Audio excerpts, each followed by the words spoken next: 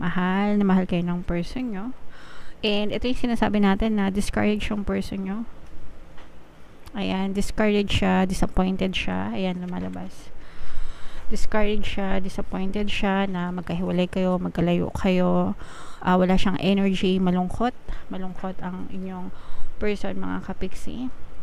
I'm sensing na for some of you, hinahanap-hanap ka niya and parang gusto nito na palagi kayong nag-uusap. Ayan, no, broken-hearted ang person nyo, guys. And mahal na mahal kayo ng person nyo.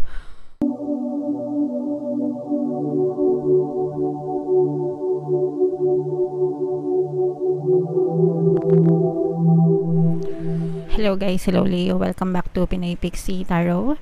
Ang pamagat ng ating episode for tonight is feelings reading. Ano ang nararamdaman niya sa'yo? So ito yung feelings check natin para sa nararamdaman ng iyong partner or specific person. Combination ng positive and negative energy. General reading lang. Pwede mag-resonate, pwedeng hindi. Pwedeng ma-pick up yung energy nyo, pwedeng ma-pick up yung energy ng person nyo. Roles can be reversed.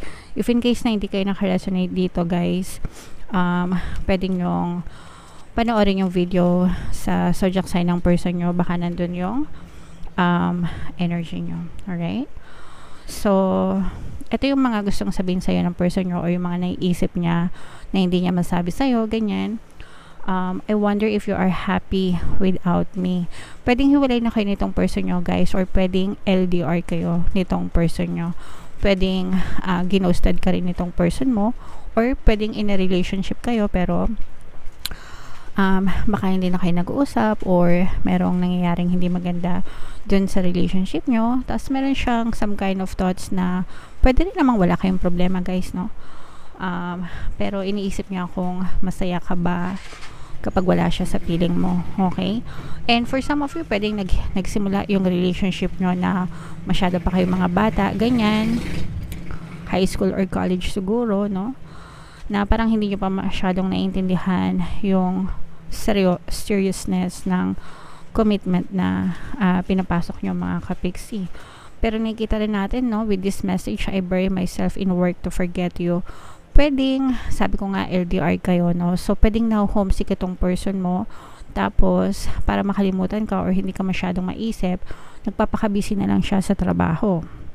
And, or, sabi ko nga, pwedeng hiwalay na kayo nitong person mo, pero hindi ka pa rin niya makalimutan. Or baka naman, hindi kayo hiwalay, yes, in a relationship kayo, pero baka nagkakaroon kayo ng problema and gusto niyang pansamantalang kalimutan ka, kaya nagpapakabisi siya sa kanyang trabaho. Alright? So, take it how it resonates, guys. Iba-iba kayo ng sitwasyon. Comment down below if naka-resonate kayo dyan sa mga messages na yan. So, dito sa deck na to, titingnan natin yung mga emosyon na nakapalibot sa relationship nyo. Pwedeng nararamdaman mo, pwedeng nararamdaman ng person mo. Roles can be reversed, mga kapiksi. Habang sinashuffle ko to, guys, no? Naka-flash sa screen nyo yung ating paano mag-manifest, email coaching, manifest your desires using the law of attraction. If meron kayo mga specific na gusto nyong i-manifest, pwedeng love and relationship, pwedeng money or career, mga kapiksi, pwede kayo magpabook ng coaching session with me. Mag-send lang kayo ng email sa pinoypixitayo@gmail.com. So, lumalabas, mga kapiksi, ito yung sinasabi nating curious, no? I wonder if you are happy without me. Curious talaga siya. Curious siya kung masaya ka kapag wala siya sa buhay mo, ganyan. Curious siya kung anong ginagawa niya, kung anong ginagawa mo, lalo na kung LDR kayo, mga kapiksi. And madidisappoint siya, feeling niya madidisappoint siya kapag hindi mo siya namimiss. Madidisappoint siya kapag hindi mo siya hinahanap-hanap. Madidisappoint siya kapag masaya ka na wala siya, okay? So, nandun yung disappointment, mga kapiksi. And discouraged din siya, parang wala siyang energy, wala siyang gana magtrabaho, kahit na binuburyo niya yung sarili niya sa pagtatrabaho, mga kapiksi, pero parang demotivated. Sabi ko nga, it's either na homesick sila sa inyo or namimiss kayo. Kumbaga parang malaki yung nawala sa kanya. Malaking bahagi ng buhay niya ay nawala sa kanya kung kayo ay naghiwalay or kung kayo ay nag-away or kung kayo ay LDR. Malaki yung parte mo sa buhay niya, no? And when you're gone, doon niya naramdaman yung na-realize yung pagkakawala mo, and he or she feels discouraged, mga kapiksi. So nanlalambot, walang energy, ganyan, malungkot, ganyan. So yeah.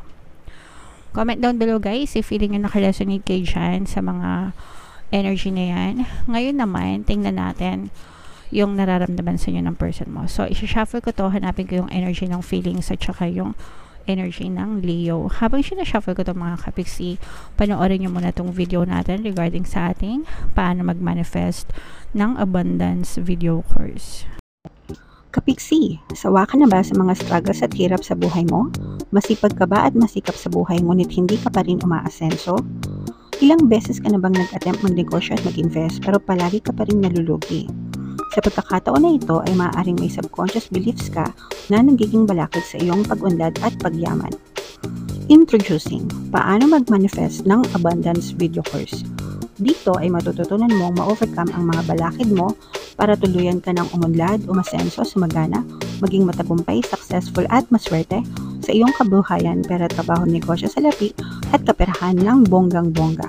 Dali, mag-send na ng email sa pinoypixitaro@gmail.com at simulan na ang iyong pagyaman ngayon. Alright, so mag-avail ka na ng course kapiksi, sobrang ganda talaga niyan and marami kayong matututunan. Magbibigay din ako ng 1 free pampaswerte subliminal sa lahat na mag-avail ng course guys until September 31, so mag-avail na kayo. Alright?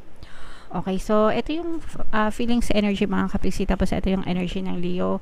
Yung iba sa inyo LDR talaga, no, lumalabas sa energy, nakikita natin na LDR kayo guys, pero mahal na mahal kayo ng person nyo. Mahal na mahal kayo ng person nyo. And ito yung sinasabi natin na discourage yung person nyo. Ayan, discouraged siya, disappointed siya. Ayan, lumalabas. Discouraged siya, disappointed siya na magkahiwalay kayo, magkalayo kayo. Wala siyang energy, malungkot ang inyong person, mga kapiksi. I'm sensing na for some of you, hinahanap-hanap ka niya and parang gusto nito na palagi kayong nag-uusap. Ayan, no, broken-hearted ang person nyo guys. And mahal na mahal kayo ng person nyo. So, gusto kung kayo ay LDR, mga kapiksi, gusto nang umuwi nito. Gusto na niya kayong makita, pero syempre napipigilan dahil sa mga obligasyon niya, dahil sa mga